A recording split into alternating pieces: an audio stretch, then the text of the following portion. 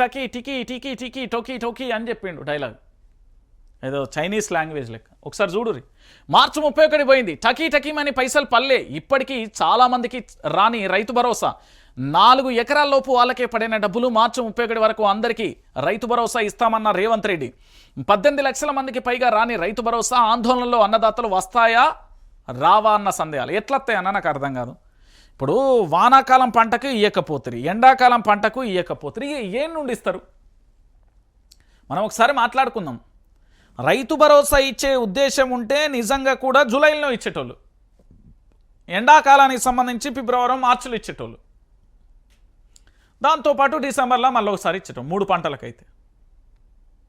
వీళ్ళు ఏడిస్తారు? ఈ ప్రభుత్వానికి నిజంగా ప్రజలకు న్యాయం చేసే చిత్తశుద్ధి ఎక్కడన్నా మీకు కనబడిందా? రుణమాఫీ రూల్స్ అండ్ రెగ్యులేషన్స్ లేకుండా అందరికీ రుణమాఫీ చేయాలి. చేసిందా? రైతు భరోసా ఇచ్చిందా?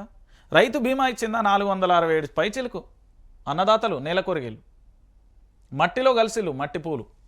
బీమా ఇచ్చిందా? లేదు. మీ బిడ్డకేమన్నా ఉద్యోగం వచ్చిందా? లేదు. మీ ఇంట్లో ఏమన్నా పింఛన్ వచ్చిందా? లేదు. మరి ఎందుకు ఈ ప్రభుత్వం?